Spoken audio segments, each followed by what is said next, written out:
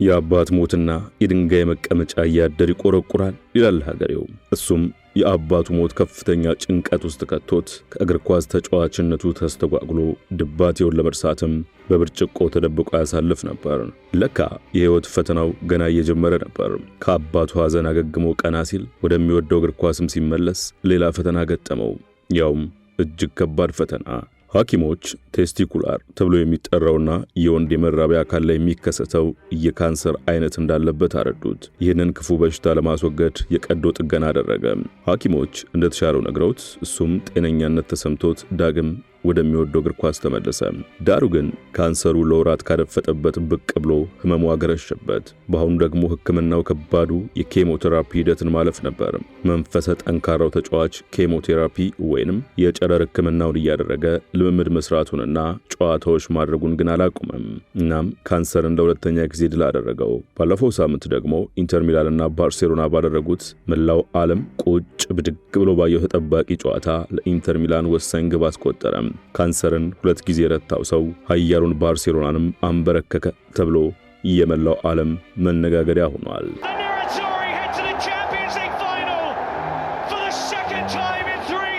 If you aren't aware of his history, Francesco Acerbi's equalizer in the 93rd minute against Barcelona was interesting thanks only to the time of the goal. The most extraordinary semi-final encounters in the competition's history. ቴምር ፕሮፐርቲስ ነን። በ60/40 ያከፋፈል ስርዓት አፓርትመንት ቤቶችን እየሸጥን እንገኛለን። ዘመናዊና ጥራታቸውን የጠበቁ አፓርትመንት ቤቶችን በተለያዩ ቦታዎች ገንብተን በማስረከብ እንታወቃለን። አሁንም ሳር ቤት አካባቢ አፍሪካ ህብረት ፊት ለፊት በ60/40 ያከፋፈል ስርዓት አፓርትመንት ቤቶችን ለሽያጭ አቅርበንላቸዋል። 60% ለሚከፍሉ ገዢዎች 40% እውነተኛ ቅናሽ አድርገን ከባለ 1 እስከ 3 መኝታ ከ4.8 ሚሊዮን ብር ክፍያ ጀምሮ እየሸጥን እንገኛለን። በተጨማሪም በመሃል ፒያሳ የንግድ ሱቆችን ከ900 ሺህ ብር ቅድመ ክፍያ ጀምሮ እየሸጥን ነው። ለበለጠ መረጃና ለመጎብኘት በ0997 33 56 50 ይደውሉ። ቴምር ፕሮፐርቲስ። ሰላም ጤና ይስጥልን ውድ ቻናላችን ቤተሰቦች፣ ዛሬ ልብ የሚያሞቀውን ደግሞም ተስፋ የሚያሰንቀውን የጣሊያናዊን ተጫዋች ፍራንቼስኮ አቼርቢን ታሪክ ልናጋራችሁ ነው። የአይበገሬነት ተምሳሌት፣ የመንፈሰ ጠንካራነት ማሳያ ከሆነው ሰው ታሪክ ብዙ እንደምትማሩ፣ እሱን እንዳጋጠመው ካንሰር በሕይወታችሁ የገጠማችሁን ሳንካ ለማሸነፍ የሚሆን ጽናት እንደምትሸምቱም እምነታችን ነው። እስከ ዝግጅታችን ፍጻሜ አብራችሁ እንድትቆዩም በአክብሮት ጋበዝናችሁ።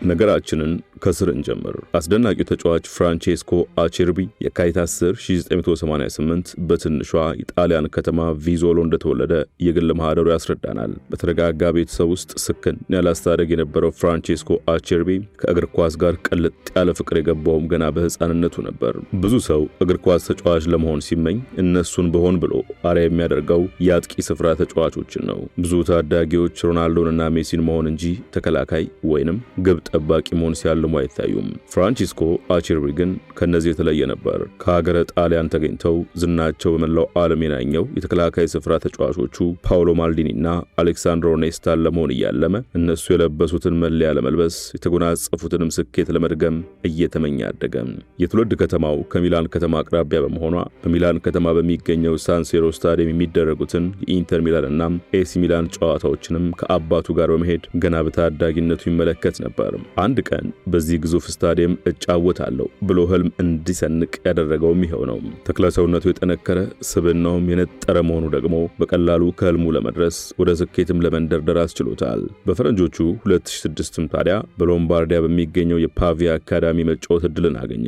ትልቅ ደረጃ ላይ እንደሚደርስ የተሻለ ወደፊት እንዳለው ያስመሰከረውም ገና የአካዳሚ ተጫዋች ሳለ ነበር።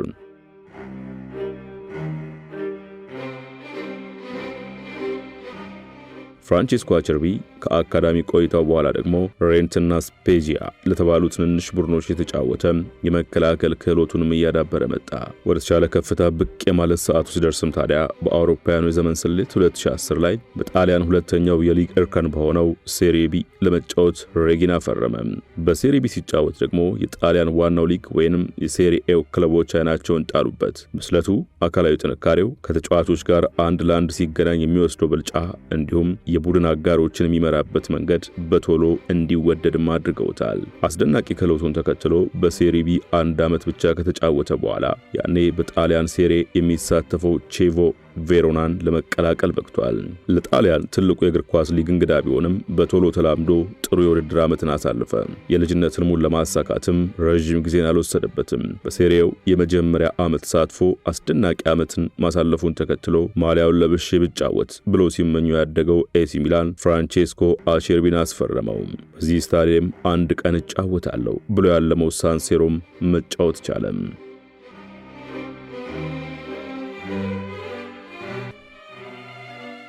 ፍራንቼስኮ አቸርቢ ለኤሲ ሚላን የመጫወት የልጅነት ህልሙን ሲያሳካ ከቀደመው የበለጠ ከፍ የሚልበት ታላላቅ ስኬቶችን የሚጎናጸፍበት ጊዜው እንደሚሆን ነበር የተጠበቀው። ነገር ግን በልጅነት ህልሙ በሳን ሲሮ ተጫውቶ ሳይጠግብ ለሚወደው ኤሲ ሚላንም የአቅሙን ሳያበረክት አንዳች ፈተና ገጠመው። ወቅቱ እንደ አውሮፓውያኑ የዘመን ቀመር 2012 ሲሆን ከዓለም ታላላቅ የእግር ኳስ ክለቦች አንዱ በሆነው ኤሲ ሚላን እየተደላደለ ራሱንም ማሳየት እየጀመረ ባለበት ወቅት ወደ ስታዲየም እየወሰደ ከኳስ ጋር ያስተዋወቀው አባቱን በሞት አጣ። ከአባቱ ጋር ልዩ ቅርበት ስለነበረው ሞታቸው በህይወቱ ላይ ብዙ አግድሎበታል። ሐዘኑ ሲበረታበት መጠጥን መሸሸጊያው አደረገ። ኳስና አልኮል አብሮ አይሄዱምና ማታ ሲጠጣና ሲቆዝም አምሽቶ ጠዋት ጨዋታ ሲያደርግ አቅሙ እየወረደ መጣ። ኤሲ ሚላንም በፍራንቼስኮ አቸርቢ ወቅታዊ ብቃት ደስተኛ ባለመሆኑ ለሌላኛው የጣሊያን ክለብ ዤኗ በውሰት ሰጡት።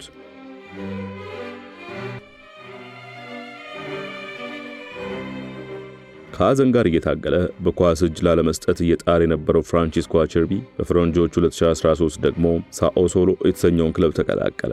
በዛም ሌላ የህይወት ፈተና ገጠመው። የአባቱ ሐዘን ሳይወጣለት ዳግም ወደ ምርጥ ብቃቱም ሳይመለስ እንደ ቀልድ ባደረገው መደበኛ አጠቃላይ የጤና ምርመራ የካንሰር ታማሚ መሆኑ ተነገረው። ምርመራው ፍራንቼስኮ አቸርቢ ቴስቲኩላር ካንሰር ተብሎ የሚጠራውና የወንድ የመራቢያ አካልን የሚያጠቃው ካንሰር ይዞት ነበር። መቼስ ስለ ካንሰር አስከፊነትና አይምሬነት መስካሪያ ያሻውም። በዚህ በሽታ የተያዙ ሰዎች ከህመሙ በላይ ተስፋ መቁረጡና ጭንቀቱ ሞታቸውን አፋጥኖ በቶሎ ከዚህ ዓለም ሲሰናበቱ ማየቱም እየተለመደ ነው። ደግሞም የቴስቲኩላር ካንሰር ከ100,000 ሰዎች ውስጥ በስድስቱ ላይ የሚከሰት በሽታ እንደሆነ ይነገራል። ፍራንቼስኮ አቸርቢም ከነዚህ እድለቢስ ሰዎች ተርታ ሆኖ ይህ በሽታ ሲገኝበትም አይደለም ዳግም ኳስ ይጫወታል፣ በህይወት ይሰነብታል ብሎ የጠበቀውም ሰው አልነበረም። እሱ ግን መንፈሰ ጠንካራ ሰው ነበርና ህመሙን በአባቱ ሞት ምክንያት ካጋጠመው ውድቀቱ የመነሻ ደውል አድርጎ ተጠቀመበት። በመጀመሪያ የተገኘበትን የካንሰር ህመም ለማስወገድ ቀዶ ጥገና ማድረግ ነበረበት።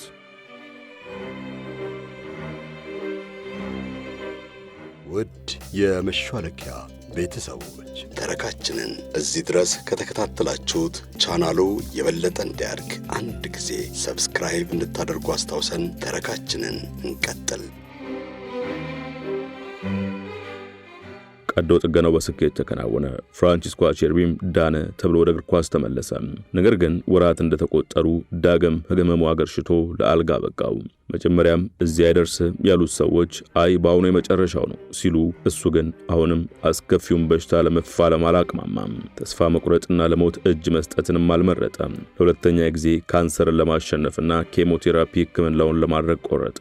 ህክምናው ጸጉሩን መልጦ ለሞት የቀረበ ቢያስመስለውም መንፈሱ ጠንካራ፣ ስነ ልቦናውም ብርቱ ነበርና ፍራንቼስኮ አቸርቢ ለሁለተኛ ጊዜ ካንሰርን ድል ነሳው።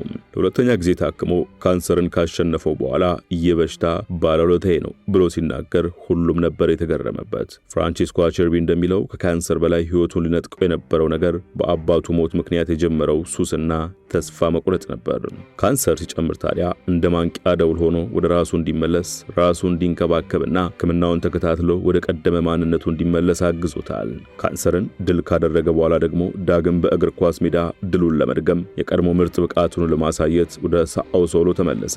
በአዲስ መንፈስ በሚያስገርም ጥንካሬ ሲመጣ ያ አስደናቂ ክህሎቱ ዳግም መገለጥ ጀመረ።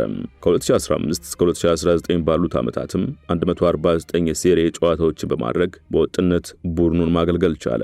የስብዕናውን ብርታት የአካላዊ ጥንካሬውንም በሚገባ አስመሰከረ። ከተጫዋችነት በተጨማሪም ቡድንን የመምራት አቅሙን አሳደገ። ከክለብ አልፎም የጣሊያን ብሔራዊ ቡድን የኋላ ደጀን ሆኖ ሀገሩን ማገልገል ጀመረ። የሱ ታሪክ እግር ኳስን ከመጫወትም በላይ የገዘፈም ሆነ። ወድቆ የመነሳት ተፈትኖ የማለፍ ምሳሌ ሆኖ በሁሉም የሚጠቀስ በአርአያነትም የሚነሳ ጀግና ለመሆንም በቃ። በ2018 ደግሞ ወደ ሌላኛው የጣሊያን ቡድን ላዚዮ ተዘዋውሮ በዛም አስደናቂ ጊዜን አሳልፈዋል። ያንው የሲሞኔ ኢንዛጊ ቡድን በሴሪ የሚሆን በአውሮፓ መድረክ ውድድሮች ብርቱ ተፎካካሪ ሲሆን ፍራንቼስኮ አቼርቢ የሚተማመኑበት የኋላ ደጀናቸው ነበር።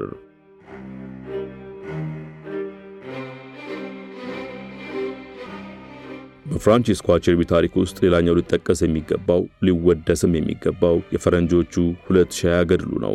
በዚህ ዓመት የአውሮፓ ዋንጫ ሲደረግ ጣሊያን ከመድረኩ ተሳታፊዎች፣ ፍራንቼስኮ አቼርቢ ደግሞ ከጣሊያን ብሔራዊ ቡድን ተሰላፊዎች መካከል ነበር። በእርግጥ ፍራንቼስኮ አቼርቢ ለሀገሩ ብሔራዊ ቡድን ሲጫወት ይህ የመጀመሪያው አይደለም።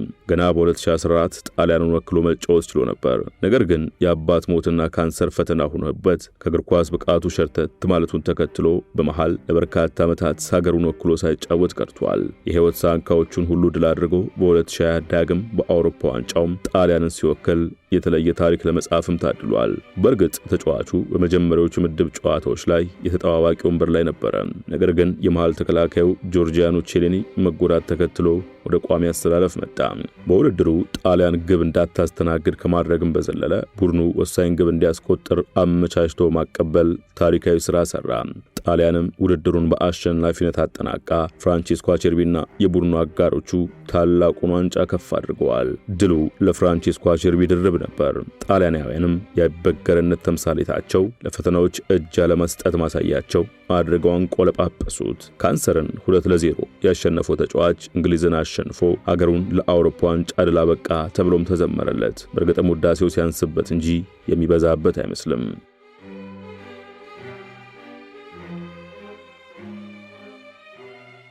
ፈተናና ጀብዱ የማያጣው ፍራንቼስኮ አቼርቢ አሁንም ታዲያ ታሪክ መስራቱን፣ ፈተናን ድል መንሳቱን አላቆመም። የአውሮፓ ዋንጫ ድሉን ካጣጣመ 2 ዓመታት በኋላ ደግሞ በፈረንጆቹ 2022 በሚላን ከተማ የሚገኘው ሌላኛውን ክለብ ኢንተር ሚላንን ተቀላቀለ። ኢንተር ሚላንን የሚያሰለጥኑትና ይህን ተጫዋች አምጡልኝ ብሎ የጠየቁት ደግሞ በላዚዮ ሲያሰለጥኑት የነበሩት አሰልጣኝ ሲሞኔ ኢንዛጊ ናቸው። ለፈተና እጅ የማይሰጥ ሽንፈትንም የሚጸየፍ መሆኑን ያውቃሉና ከላዚዮ ወደ ኢንተር ሚላን ሲዛወሩም ተጫዋቹ የስብስባቸው አካል እንዲሆን አጥብቀው ፈለጉ። ፍላጎታቸው ሰምሮ ፍራንቼስኮ አቼርቢ ኢንተር ሚላንን ተቀላቀለ። በኢንተር ሚላንም አስደናቂ ብቃቱ መርገም የቻለው አቼርቢ በ2022-23 ውድድር ዓመት ከሮዛነሪዎቹ ጋር የኮፓ ኢጣሊያ ዋንጫን ለመሳም በቃ። እድሜው 30ዎቹ አጋማሽ ተሻግሮ እንኳን ሜዳ ላይ የሚያሳየው ወኔ እጅግ ያስደንቅ ነበር። ከሰሞኑ የፈጸመው ጀብዱ ደግሞ አሁንም የዓለም መነጋገሪያ ሆኖ ቀጥሏል። የአውሮፓ ቻምፒየንስ ሊግ በስፖርት አፍቃሪያን ዘንድ በጉጉት የሚጠበቅ በናፍቆት የሚታይ ውድድር ነው። ውድድሩ ግማሽ ፍጻሜ ሲቃረብ ደግሞ ተጠባቂነቱ ይጨምራል፣ ፉክክሩም ያይላል። በዚሁ ተጠባቂ ውድድር በግማሽ ፍጻሜው ባርሴሎናና ኢንተር ሚላን ተገናኝተው ስፔን ላይ በተደረገ የመጀመሪያው ዙር ጨዋታ 3-3 ተለያዩ። የመልሱ ጨዋታ ሳንሴሮ ላይ ሲደረግ ደግሞ ጨዋታው ሊጠናቀቅ ሽርፍራፊ ሰከንዶች ሲቀሩ ድረስ ባርሴሎና 3-2 በሆነ ውጤት እየመራ ነበር። የባርሴሎና ተጫዋቾች ደስታቸውን ለመግለጽ ወደ ውድድሩ ፍጻሜ የሚያሻግራቸውን ትኬት ለመቁረጥ የመሃል ዳኛውን ፊሽካ እየተጠባበቁ ባሉበት ሰዓት ያልጠበቁት ተአምር ተፈጸመ።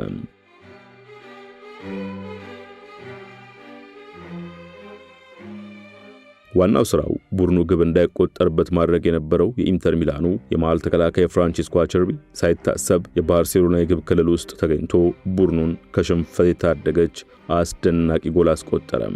በዚህ ጎል ምክንያት ጨዋታው ወደ ጭማሪ 30 ደቂቃ አምርቶ ኢንተር ሚላን አንድ ተጨማሪ ጎል ማስቆጠር 4-3 በሆነ ውጤት አሸንፎ ለፍጻሜ ያለፈ። ካንሰርን ድል ነስቶ ዳግም ነፍስ የዘራው ፍራንቼስኮ አቼርቢ ኢንተር ዳግም ነፍስ ዘርቶ የአውሮፓ ዋንጫ ፍጻሜ ላይ እንዲቀርብ አደረገው። ካንሰርን 2 ጊዜ ያሸነፈ ሰው ጣሊያን የአውሮፓ ዋንጫ ባለድል እንድትሆን ኢንተር ሚላንም ቻምፒየንስ ሊግ ዋንጫን ለማሳካት የመጨረሻው ምዕራፍ ላይ እንዲደርስ አደረገ።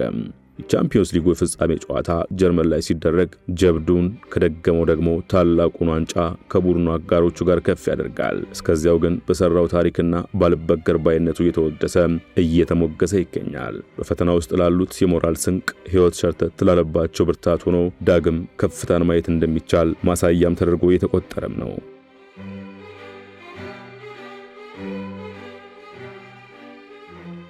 ወደ ቻናላችን ቤተሰቦች ካንሰር እንደነሳው በሜዳ ላይም ዋንጫ ያነሳው ብርቱ ሰው ፍራንቼስኮ አቸርቢ ታሪኩ ቢያስደንቀን ተደነቁበት፣ ለሕይወታችሁ የሚሆን አንዳች ቁም ነገርም ውሰዱበት ብለን ያጋራናችሁ ይህን ይመስል ነበር። በያላችሁበት ሰናይ ጊዜን ተመኘን።